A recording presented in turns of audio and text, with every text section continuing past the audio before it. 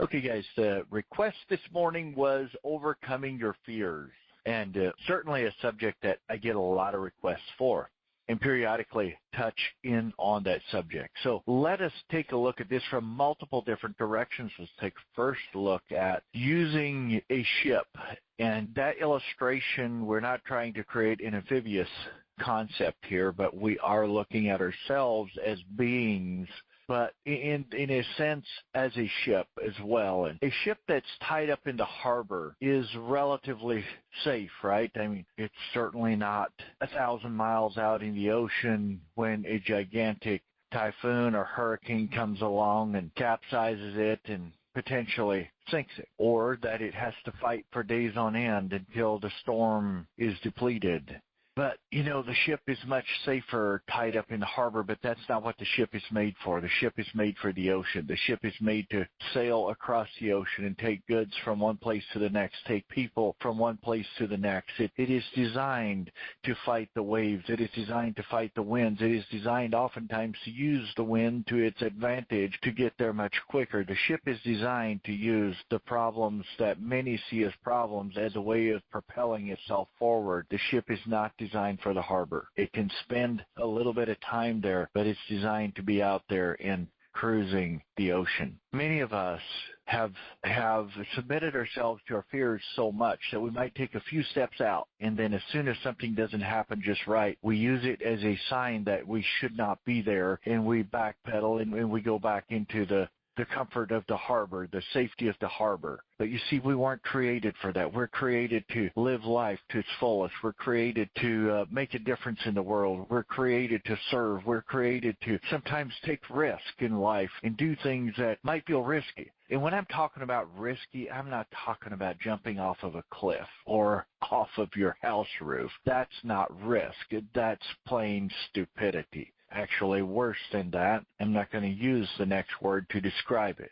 That's not what I'm talking about when I talk about risk. When I'm talking about risk, you're risking your ego, risking your identity of yourself. Well, what if somebody rejects me and I look stupid? Really? That's the risk that I'm talking about. Going ahead and doing it anyway, even when you risk being rejected, even when you risk maybe not being the most popular kid in town for a day or two, a week or two, a month or two, maybe even a year or two, while you take the risk of doing what's right for you, what's right for your future. The people that have done the greatest things in life have taken the biggest risks out there. But the person that says, oh, don't do that, play it safe, oh, you know those people. You already have names coming to your mind. Play it safe. Yeah, those people never get off the shore. They never get out of the harbor either. There's the ones saying play it safe. Don't be that. You come up to this person and tell him that he can change his life and he can change the world and he can change the way things are around him if he dares to take a step in that direction, and he thinks about it for a while and he says, well, let me tell you something. I have 5 reasons to tell you why that won't work. He's too stupid to understand only one reason would work for a person like him. He doesn't have to have 5 reasons. You see, you'll either figure out a way to face your fears and go in the face of your fears and walk on through it and do what's right for you and your family. You'll do what's right for your business. You'll do what's right for your colleagues and the people around you, your city. As the mayor, there's a lot of risk to become the mayor of a city. I know one very well, have his personal cell phone number that I communicate with periodically on certain scenarios. And the risk that he took to become the mayor of that particular city was quite risky. But the risk that he takes sometimes to make certain decisions upsets a certain amount of the people. They don't like it. Some of the people want to stay in the harbor. He doesn't. He wants to move out. He wants his town to grow. He wants his town to come back on the positive side of life, to where his company is, his town is moving up. But there's people that aren't very proud of that. They think we should stay in the harbor. But with that, the town is growing up. It is losing population. It is not doing what it was designed to do, to grow and develop and be all it can be. It takes risk to do that. Risking, again, your ego. Risking to sometimes make a bad choice. Yes, I encourage you to make calculated choices, but make a choice. Sometimes we stay on the fence so long that both choices that we could have made are obsolete. They no longer are valid. And we are in far worse shape than we were before those choices were presented to us. Make a choice, as one mentor would say. Step off the fence, even if it's the wrong side. You'll figure it out quickly. Make a choice. Face your fears. Do the things you're fearful of doing.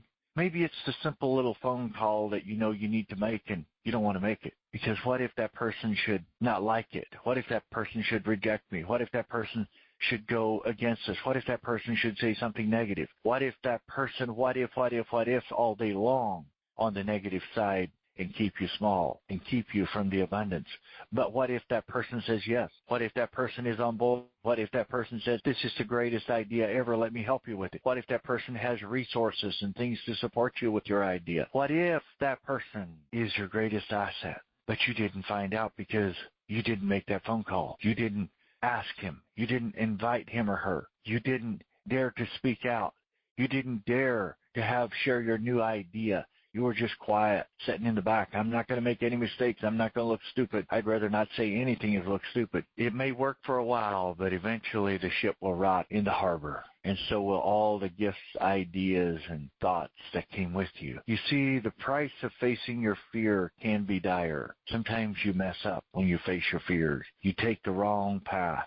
You hit it a mile or two before you realize that you're on the wrong path. Could be very costly to face your fears. But the price you pay for not facing your fears is far greater. It's a life of abandonment, trying to pull others down, keeping others from stepping up, keeping others from being all they can be, trying to keep people low and suppressed so that they can't step out of their fear and out of their comfort zone and make a positive difference in life, their families, whatever it may be. The price of not facing your fears is an unfulfilled life. It is a life that's never viewed as a courageous life. It's a life that's never viewed as a person that has had an abundance of good choices in their life. You see, Michael Jordan was such a great basketball player. Of course, there's others that have come up behind him, LeBron James and many others. But Michael Jordan, let's use his name. He's a very well-known name, has been thrown around a lot.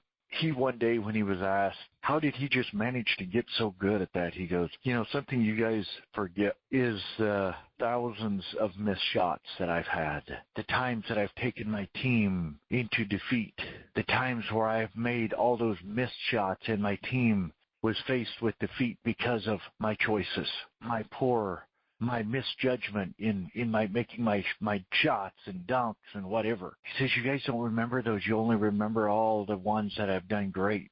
But back in the time when he was making the bad shots, that's all people could talk about how this Michael Jordan was making another bad shot.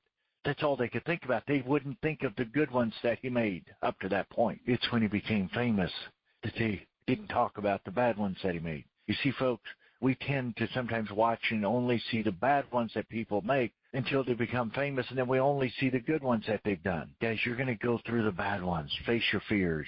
Do it quickly. As one mentor would say, go through your fears and do those first, and go through as many of them as you possibly can. You're going to make bad choices in life. Go ahead and make them as fast as you can so that the good ones are the ones that are left over. You learn from them, and then you only have the good choices left over. Facing your fears is a short-term pain. Not facing your fears is a lifelong pain.